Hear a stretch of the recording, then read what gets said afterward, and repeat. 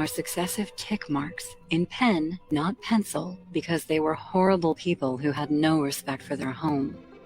Each one was named and dated. Timothy, 1083. Krabby, 585. My husband entered and asked, Still staring at that, huh?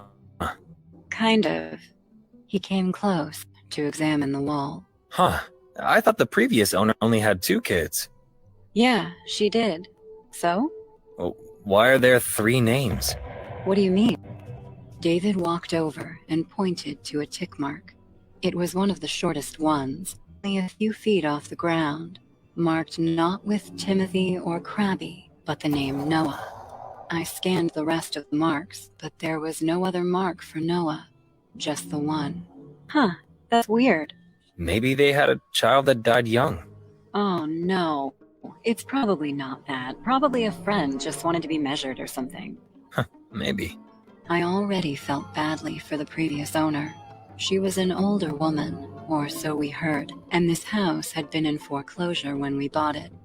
Had she lost a child, in addition to a home? Over the coming days, the tick marks weighed on my mind, not only because of the tragedy.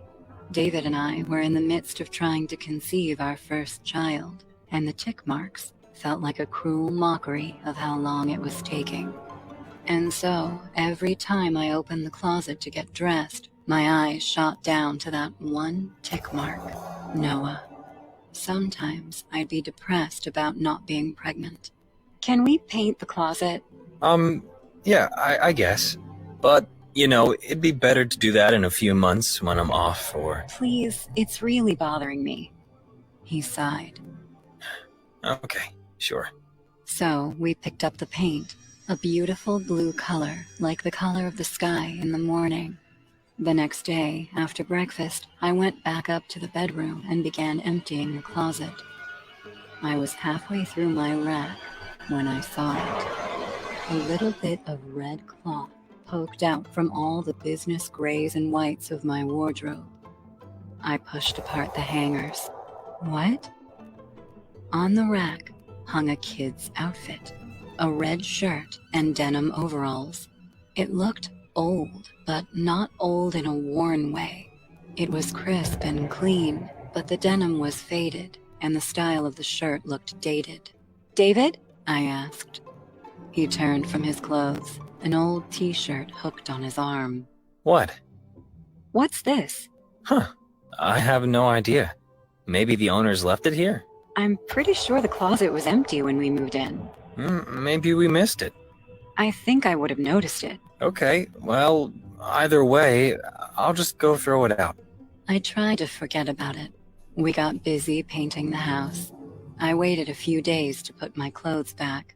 I didn't want them all to smell like paint. It was on Wednesday, and with clothes on my arm, I swung the door open and froze. There, at the end of the closet where the tick marks used to be, only one remained. Noah, 1079. The others were completely gone, painted over, but that one remained, as if it had bled right through the coats of paint. David! He was there in seconds. Are you okay? Carrie! The mark! It's still there! I guess I missed a spot. I'm sorry, I'll touch it up right now. We were in deep sleep that night when I woke up hearing a creaking noise. I glanced at my phone and saw it was 3:33 a.m. And then I noticed the closet. The doors were open, just a few inches, but it was open and I could see the slice of pitch black among the shadows across the bedroom. Didn't we close it? I started to sweat in fear. Something about it didn't feel right at all. I slowly got out of bed, walked across the room, and the wooden floor creaked a little. I turned on the lights and yanked the doors open. My heart dropped.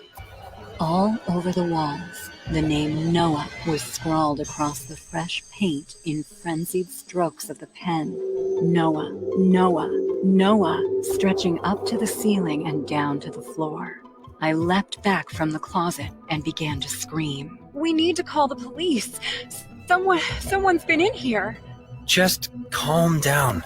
Calm down? Someone broke in and wrote all over our fucking wall. David squeezed my hand. I'm gonna go get you a cup of water, okay? What? Do you think I'm making it up? Go look in there for yourself.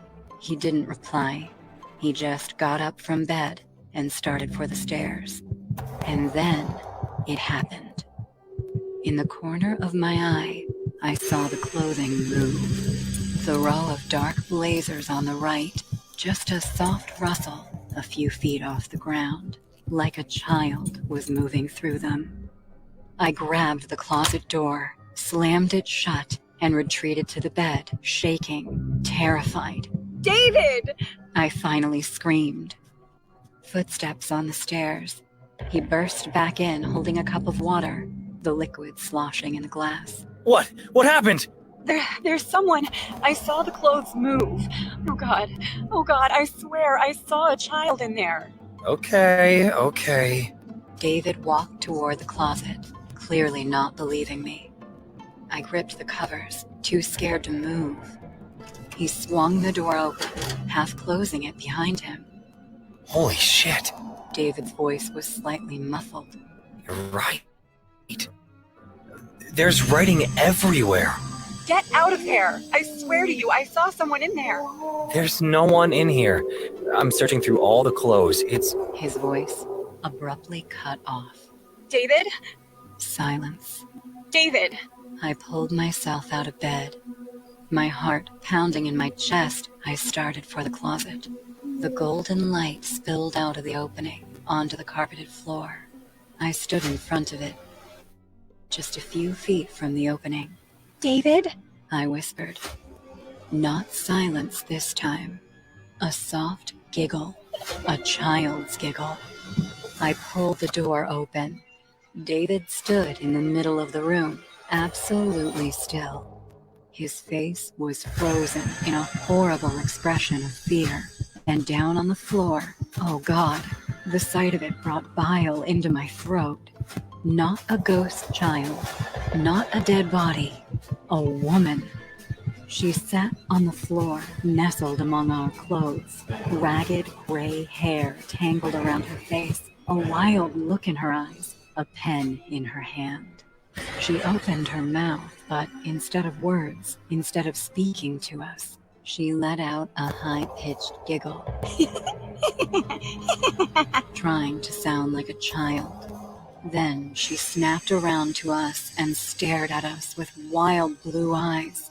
She whispered, "This is home, and you have taken it." David screamed, and we both came out of the closet, locking it behind us. The cops came after 15 minutes.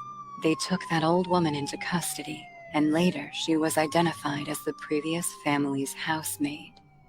She and the owner had an illicit affair, the result of which was their son, Noah. But one day, the owner's wife found out the truth, and she killed the boy. The body was never found, though, and the maid lost her mind. She was sent to a mental institution to get looked after. The cops are hoping, once her condition betters, she'll be able to tell them herself what exactly happened with Noah. Hey guys, I hope you're enjoying the video. If so, please leave a like. And also, a small percentage of people that watch my videos are actually subscribed. If you want to support this channel and make this channel reach the 1 million mark, please consider subscribing. It's free and you can change your mind later. Enjoy. Moving into a new home can be a very stressful situation, especially when you're a single parent. My wife passed away in a car accident several years ago, and Thomas, our son, was too young to remember her. At that time, we had a plan to move together to a beautiful house in a gated community, and to honor her, I worked as hard as I could. And even though it took a few years, I managed to buy it. My mother, Carmen, was a very old woman, so she agreed to move in with us, as she would be a great help in taking care of little Thomas. I took a few days off work and started the move on my own. Thomas was very well behaved, so I could leave him with Carmen while I finished moving. Everything was going great until one night, before going back to my mother's house. Someone rang the doorbell of my new house. "Do you need something, sir?" I spoke to him from behind the door with distrust. There was no way I was going to let this freak in. Nice to meet you, new neighbor. I just came to say hello. My name is the Watcher. The voice of the man behind the door terrified me, but I managed to keep my composure and answer him. "Nice to meet you, Mr. the Watcher. If you don't mind, I gotta get on with the move." Oh, I didn't mean to interrupt. My apologies. Before I go, let me give you a warning. This house is very important to my family. My grandparents watched over it for generations. My father did too before he passed away, and my son will do it when I am no longer in this world. But for now, I am in charge. So I must ask you to desist from moving. Listen, I don't know who the hell you think you are, but I'm not going anywhere. So why don't you get off my property before I get you off, you damn lunatic? Very well then. Nice to meet you. I'm sure I'll be seeing you and your family soon. Furious at this response, I inserted the key in the door, unlocked it, and confronted this person. "What did you just say?" But when I opened the door, there was no one there. This person had already left. A few days later, my family and I moved in. Thomas was very happy with his new house, but no matter how much time we spent there, I wasn't going to forget about the encounter with this guy.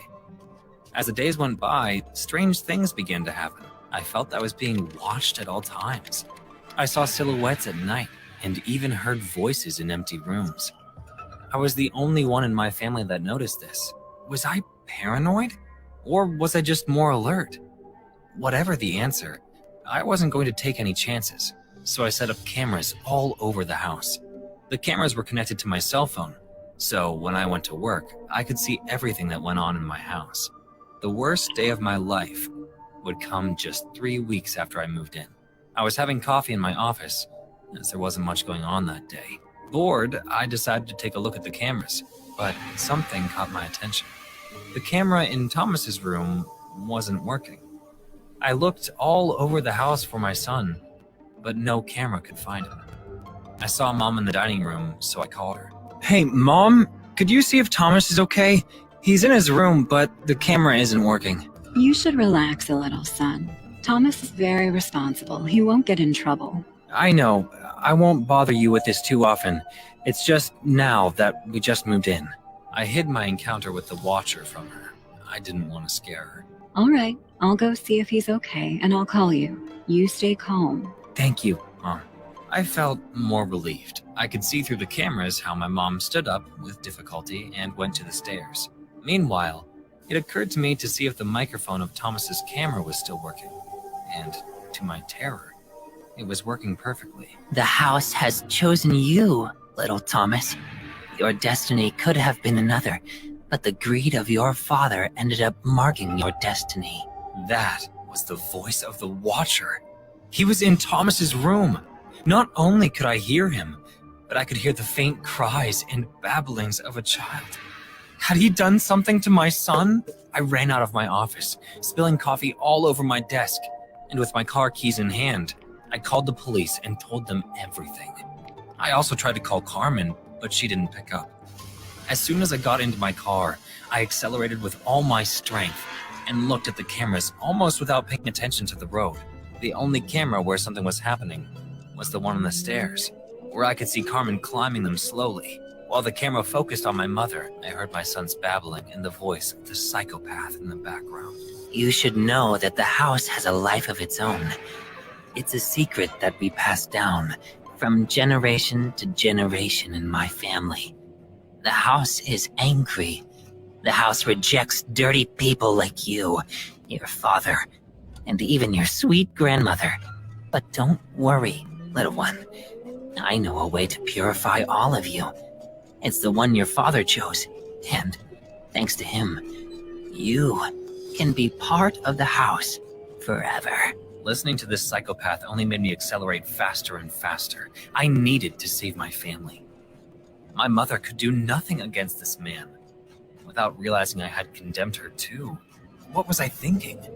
I couldn't stop looking at the camera, praying for a miracle to happen, for my mother to escape, or better yet, to somehow save my son first. Not only did a miracle not happen, but another tragedy did. As I was looking at the camera, I heard a loud braking noise outside the car, and when I looked up, my car was colliding with another car.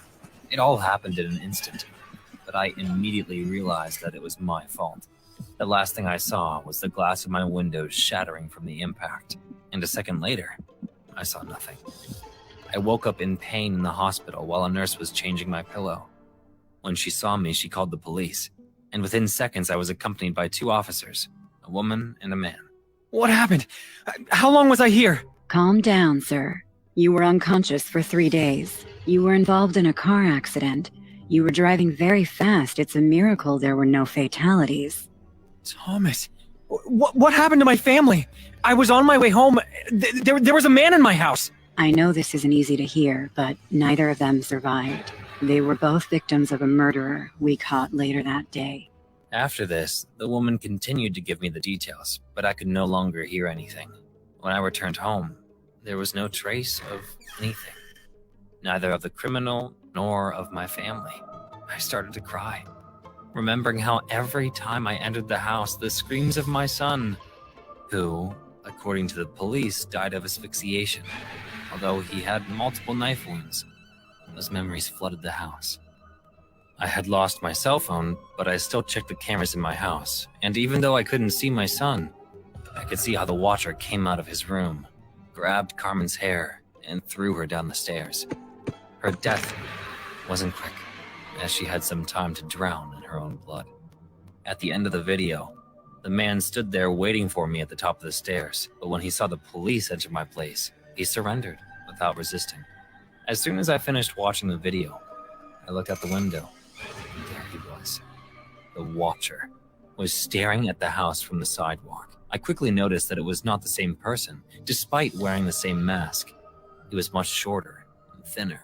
What the psychopath told me was true. When he was gone, his son would replace him.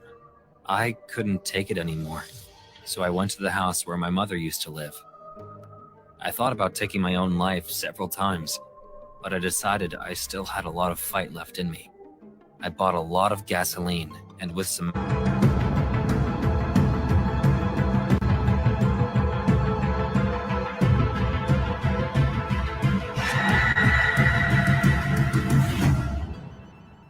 The story you're about to see is inspired by true events. This happened in the early days of our marriage. My husband and I were looking for a comfy house in a good neighborhood. It was hard to find the perfect home, but we got lucky. At least, that's what I thought. The house was more than beautiful. A 2-story house with a pool in the backyard and a small garden in the front. We threw a small housewarming party, inviting our close friends and family. My husband, Marlon, loves taking videos and pictures at any social events. That day, too, he roamed around the backyard, holding his camera and recording all the guests. Everyone danced, got drunk, and played volleyball in the pool. Marlon and I were sitting in the corner, watching everyone feel so happy. He kissed me on the forehead. We were excited about our new life together. My friends forced Marlon to carry me inside the house. Marlon did, and my brother took a video of us. We all had dinner after that, and everyone left. I changed into my pajamas, and we called it a night. The next morning, when I woke up, I saw Marlon's note stuck to the bedstand. Didn't want to wake you up. I had breakfast. I'll see you at dinner, love. Take care. A smile came to my face, and I got down from the bed. I went to the kitchen, made some bread, bacon, and eggs, and poured a glass of orange juice, then sat down on the couch to eat. The house felt so quiet. It was morning, and I could see the birds flying in the sky from the window, but I couldn't hear them. The house felt like a different world altogether. Suddenly, I heard a low thud in the bedroom. I went to check and found Marlon's camera on the floor. It must have fallen off the bedstand. I went back to the couch and started playing the videos of our party. At one point, the house entering moment popped up, and I played it. Marlon was carrying me in his arms, and I was laughing. The door of the house was open behind us, and suddenly, a close shiver ran down my spine. I paused the video and rewound it a little. And there it was, a weird-looking woman figure peeking behind the door, and then it disappeared in a wink. It looked very creepy because her hairs were like sharp needles and her eyes were glowing in the dark. Suddenly, the window opened on its own and a gust of wind blew into the house. I ran to close the window and saw big, dark clouds in the sky. Soon, a thunderstorm, followed by wild rain, began. The atmosphere got even creepier. I told myself it might be some friend pulling a prank on us. I finished my breakfast and decided to organize the house. The entire afternoon went by working. I went to take a bath before starting dinner. The storm was over by then, but it was still raining. As I turned on the bathroom tap, instead of water, a slimy, rancid liquid came out. Oh my god. I quickly closed the tap. Whatever came out was lying on the bathroom floor. I could spot a cluster of black hair in that dump. Feeling awful, I came out of the bathroom and called the plumber. By the time he fixed the tap, Marlon was already home. Hey, what's going on? Don't even ask. He hugged me, and I told him everything. Well, you've found the solution, so the problem's gonna be solved. How about we order from the new Chinese place around the block? You are a sweetheart. We smiled and kissed. The plumber left, and things got back to normal. After dinner, I went to take my bath. Clear water came out of the tap and filled the bathtub. I felt relaxed lying in it. As I picked up my glass of wine to take a sip, something fell from the ceiling into my glass. It was a furry, ugly thing, and it was a mouse. Ah! I screamed and jumped out of the bathtub, spilling the glass into the tub. The mouse was dead, and it had no head. The headless body of the mouse floated on the tub, and Marlon rushed into the bathroom, hearing my scream. What? What happened? Where did that come from? Oh, God! What is that? A headless mouse? There's something wrong with this house. Come on, Shelly. Calm down. It's just a mouse that somehow chopped off its head. Stop joking. I'm serious. There's someone in our video, too. Now you are overthinking, I guess. I can show you. I grabbed his camera and showed it to him. Marlon wrote it off, saying it was someone at the party, and we fought, and I decided to sleep on the couch. It was probably around 2 or 3 a.m. when I felt pressure on my neck. As I opened my eyes, I saw Marlon standing next to the couch, holding a knife in one hand and choking me with the other. His eyes were white, like he was possessed by something evil. I gagged and screamed. Marlon! Marlon! He woke up from the trance and let me go immediately. He was shocked to notice a knife in his hand. I started crying. What were you? You were trying to kill me? No. No! What the? How did I get here? Before I could explain, a demonic low growl took place. And I did not doubt that the sound came from my dear husband, Marlon. His body language changed in a wink. He became still, facing the ground. He started breathing heavily while making that repressed growl. Marlon, what is happening to you? I got up from the couch and slowly backed toward the main door when a shadowy woman figure rushed out of Marlon's body and came running at me. Her eyes were glowing in the dark, and her hairs were sharp like needles. I saw Marlon collapse on the floor, and the shadow passed through me before I could even move a step. I felt excruciating pain all over my body. Blood came out of my nose as if some vein had popped inside my brain. Marlon was gagging while his body trembled in shock. I somehow walked to him and called out to him. After 10 minutes or so, he finally woke up. It felt like we had both survived a near-death experience. We left the house and went to stay with Marlon's parents, who lived close by. The next morning, when we came back for our stuff, we found the house in a mess. Everything was broken, shattered, torn into pieces like a tornado had gone through here. We left the house with whatever was remaining of our stuff and called the bank. The house came to us through a bank auction, so we never knew anything about its history. What the bank told us still gives me nightmares. The house was built by a man named Dalton Canick, who lived there with his wife, Paris. Paris was a suspicious woman with extreme anxiety. She would always think her husband was having an affair. The suspicion grew into an obsession, and one night, Paris murdered her husband in that house. When the cops came to arrest her, she had slit her wrists in that bathtub. Marlon wanted to sue the bank for false information, but I stopped him. The bank got us a new house, bigger than that one, at the same price as the concession. We are quite happy here, but whenever I think about that night and that shadowy figure, I get panic attacks. The fact that the evil entity of Paris won't allow any married couple to live in that house happily scares me to sleep. I hope no one ever buys that house.